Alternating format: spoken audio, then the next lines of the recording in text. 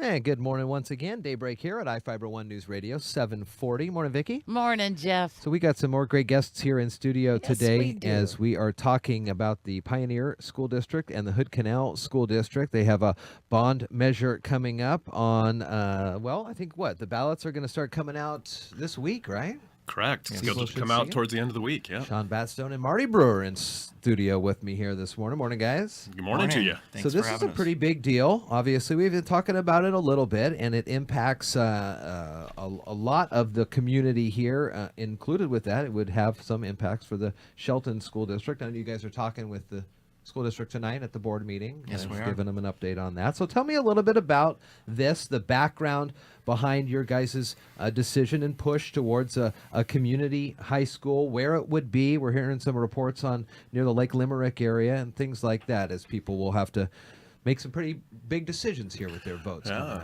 up. Absolutely. I would say it probably was, started when Shelton School District was in the process of planning their bond. So we had the opportunity there to learn that they were indeed putting a bond forward for some high school renovation.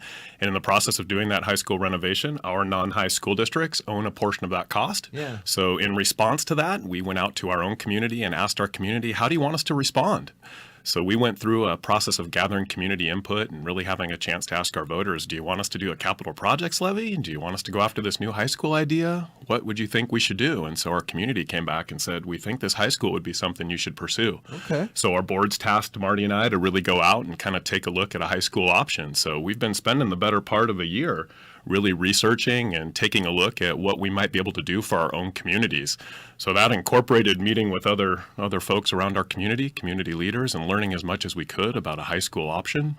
And then, of course, passing a resolution to put it forward. So we've been spending that time really out there gathering that information and doing what we can to present it. Kind of an interesting read on some of the publications that you have out about this, and an interesting question posed to the voters. Which direction do we want to go with our own money when you say you can rent and or own? So talk to me about that process of renting. I understand kind of what you mean, but explain that a little more for me.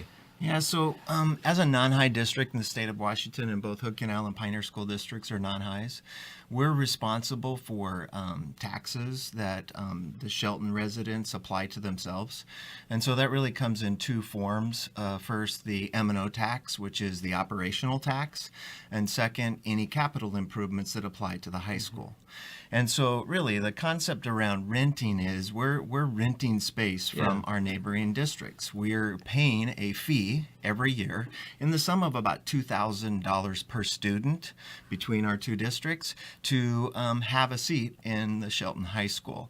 And then the next phase of that is when there's a capital improvement necessary at that high school, we also get a portion of that bill as well. And the real challenge for us as a board, superintendent, and community is, we don't have a voice in that process. And that was really the center stone of this conversation is having an opportunity to collaborate and build a plan together. Looks like, as you did the math there, but over the 30 years, kind of the duration of the bond that the folks in the Shelton School District, you pay about $10 million of, it was a $56 million bond, I believe, the Shelton passed. So $64.5 million and right. about $29.5 million. Again, I'm just through memory, but about $29.5 million applied to the high school. Okay, so that's a fair chunk. What does the Shelton School District say about this?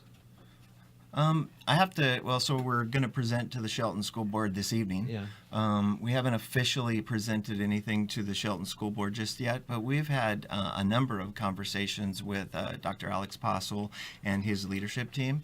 And to compliment them, they've been very supportive of this measure, and we certainly appreciate that. I was thinking about this, and we were kind of talking about it earlier when we were prepping for you guys to come in, and I could see it kind of a little bit of both ways. It would help in class size numbers, I guess, at the high school at Shelton, but then kind of cut into a little bit of the monies that they were raising there. Where would this school be, and how would what's the accessibility then for both of both sets of students in the districts. Yeah, I would say one of the things that was important for us was to get it in a location that would be as close to equidistant as possible for the two school districts, realizing that Hood Canal, 220 square miles, and along where Marty's path is as well. So you're absolutely correct in your initial statement that we are looking out around the Lake Limerick area where McEwen Prairie meets Mason Lake Road. Out in that general vicinity, there are some different properties that we are looking at out there and have talked with some landowners about some potential if our community indeed believes this is a good idea for us to move forward on.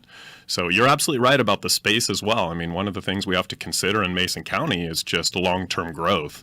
So we've been trying to pay attention. If Mason County grows to the level where some of those predictions are, it may be that there's going to be a need for another high school down the road as well. Sure. Let's talk that this goes through and everything is getting ready to go. Big topic, sports. Yeah. How do you what's the number of kids, and then how does that work with the levels? We've had that. I think that's a big question, isn't it, Marty? Yeah, absolutely. And you know, one of the things that we have to overcome in our conversations with even our own community is when you're a non-high, some folks will consider you as being too small. Sure. To be able to offer not only competitive athletic programs, but also competitive academic programs. So I went through an exercise to share that with our community. There are 384 schools, high schools in the state of Washington that participate in athletics, and the smallest is Oakdale with 27 students. That's in grades 9, 10, and 11. Wow. And the largest is South Kitsap with 2,024 students. This high school would have in grades 9 through 11 would have 408 students. Okay. And so we would fall not exactly at the 50th percentile for sizes in the state of Washington. It's the 47th percentile, but it's pretty doggone close. Yeah.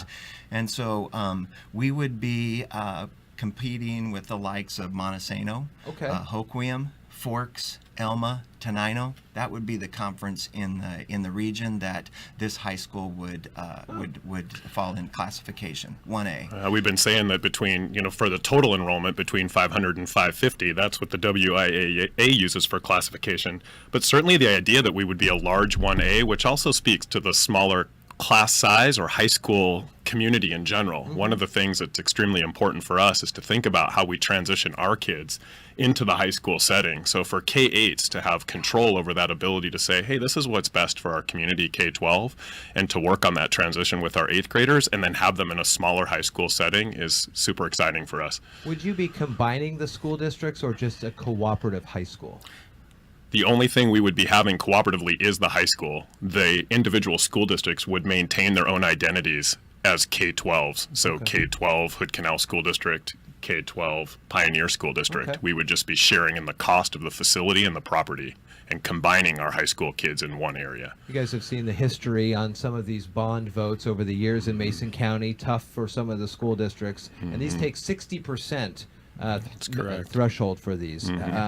Is that something that you're impressing upon the voters that say, listen, it seems like a lot of folks are interested in this, but we got to have a 60% supermajority basically to get this passed? Absolutely, and I don't think there's any better community that understands that supermajority than the Pioneer community. We had, over 17 years, 14 failed attempts for the work that we just completed. Yeah. And so I'm really pressing with our community to understand this is our one opportunity to get out there and decide what our future would hold. And so it is.